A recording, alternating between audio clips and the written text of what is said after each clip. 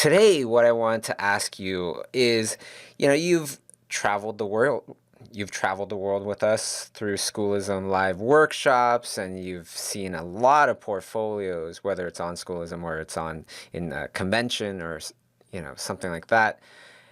I find that you have the qualifications for being an expert on reviewing portfolios by now. So I want to ask you this. What's wrong with portfolios these days? I'm sure you've seen a lot. So what are the common things people do wrong? And I would love for you to touch on the gems. What did they have in common? What did those really great portfolios have in common as well? Yeah, excellent question. And yes, I have seen a lot of portfolios, and I think I know, at least in terms of the work I do, I think I know the answer. So let me throw it out because being an artist is not an easy thing. There are some aspects that are particularly complicated, a lot of time and effort to crack certain problems. And so, for example, one thing that's very difficult for an artist to do, and yet we must learn to do it, is learning how color, like let's say local colors, the color of an object, how does that color interact with the color and quality of light hitting it? Well, now imagine a person in a colorful and multicolored costume. And imagine maybe they have a warm light shining on one side, maybe there's a cool light shining on the other side, something that's done fairly commonly in film, animation, concept art. And think of how complex it is. How do all of those different local colors change and are affected by the one light? How are they changed and affected by the other light? And all of a sudden, just doing a person in costume is this complexity that has like tens of thousands of variables. It's very hard.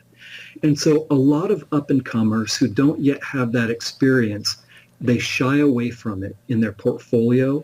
They work around it in their portfolio. They find ways to try and look good without proving that they can do that critical thing. So that's problem number one. And I've got a solution for everybody. But number two, the biggest problem and concern is versatility. A concept art portfolio means a storytelling portfolio. And I can't tell you how many amazing portfolios I've seen where page after page is scary creatures with a blue Photoshop filter thrown over it with sharp edges and scary dark architecture, and the whole thing is Gothic. Well, I love that. It's excellent. And I've seen a lot of artwork like that, and I really admire the artwork. But I know if I work with this person, that's the only thing that they do well. If you ask them to do a scene with sunshine, they haven't shown that they have the ability to do it.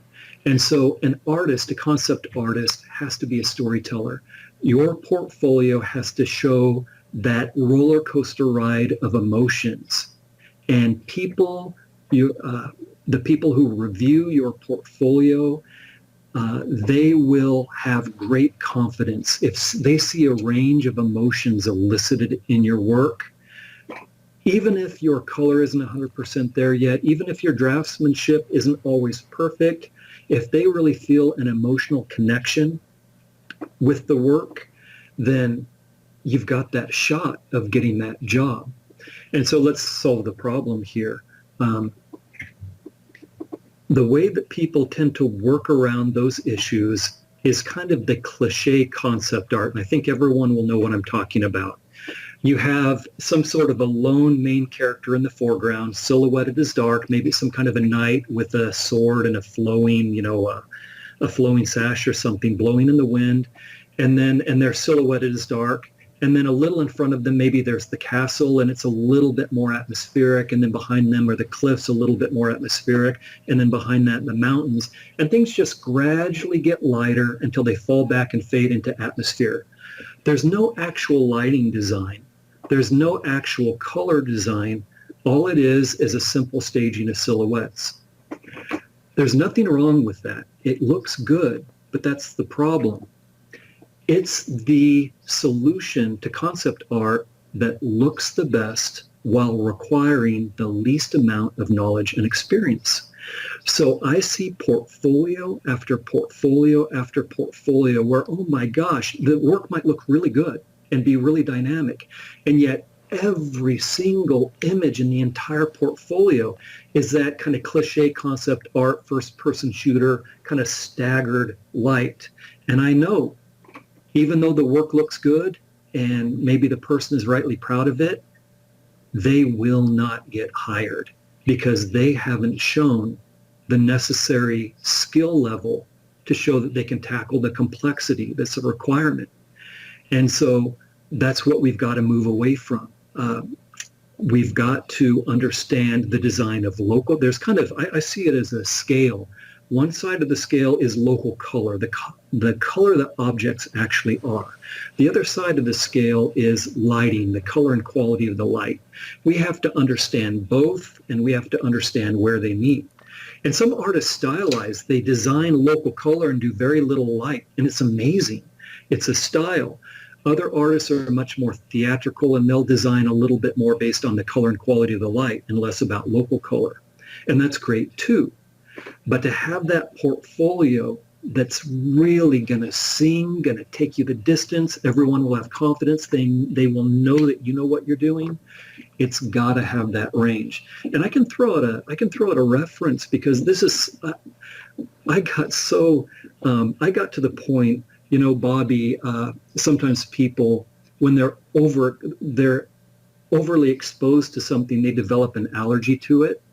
I would start seeing this look in portfolios and I would have a viscerally negative reaction. You know, I would cringe even if the work looked pretty good. That was a response. I put up a YouTube video and it's called, I put kind of a provocative title on it. I called it A Bad Idea for Concept Art. And I went through this. And it is a bit of a rant, but I kind of hate internet rants. So what I tried to make sure and do, you know, venting sessions don't help anyone. They only help the person. They don't, you know, they don't solve anybody else's problems. So I tried to make sure that I went through solutions in this video. And so I showed that staggered cliche formula. And then I went through one of the movies we did at DreamWorks that had to have that whole range of storytelling. And I showed what the variety of our solutions were on that movie. And in my schoolism classes, we do exactly the same thing. We look at what skills an artist has to have, and then we go through what are the solutions to make sure that our portfolio shows that range of technical ability and also the emotional storytelling connection with the audience. Fantastic. That's Nathan Fowkes, one of my artistic heroes. So thank you so much, Nathan, for your time, for your advice. Now, I want to ask one last little short question, which is, you have a bunch of classes on schoolism. One of the common questions people ask is, what do I take first? Any one of them. They're kind of a trilogy. I always answer that question the same way. People need their foundational skills, very basic drawing and painting. But after that, you've got to have color and light design. You've got to be able to design amazing places, environment design, and we're picture makers. We have to be experts at making interesting, compelling pictures. That's why I teach the 3 classes that I teach on schoolism. For concept art, color and light design, environment design, and composition. And so this might sound like kind of a cheap shot, kind of a used car salesman saying, "Oh, take all 3 of them," and instead of pointing them to any one class. But those are the 3 areas. Whichever schoolism classes you take and whichever instructors. Those are the 3 areas that there's a lot of focus put into. Those are the 3 areas that'll give you the portfolio that you're looking for. So pick up any one of them, and the next one will pick up where that one left off. We'll have a great time. And actually, to add to that, if you are interested in taking a class with Nathan, with feedback and everything, the advice that I would give is get a subscription first so that you can actually check out every one of his classes to see which one you want to take first with him. People think they know how schoolism subscriptions work, but most of them don't. When we subscribe to a class, we don't just get access to the videos, but we get an entire course designed to create real evolution in how an artist thinks and sees. It also comes with assignments designed by the schoolism instructors. If you're worried about what kind of skill level you need to take a course, almost all the courses are designed for any skill level from student to professional. How could that be? Because people take schoolism classes not to learn the be-all, end-all of doing something, because there is none. We take schoolism classes to learn how that particular artist does what they do. That's how we fast forward our developing and evolving our art skills. However, if you're still concerned that you picked a class that's too difficult, just switch to any of the other 20 plus schoolism classes you get by subscribing, because when you subscribe to one course, when you buy one course, you get all 20 plus courses for free. What I recommend is signing up for an annual schoolism subscription, because then you'll save even more. And the best part is that you commit to a year of learning and leveling up your art. Go to schoolism.com and sign up today.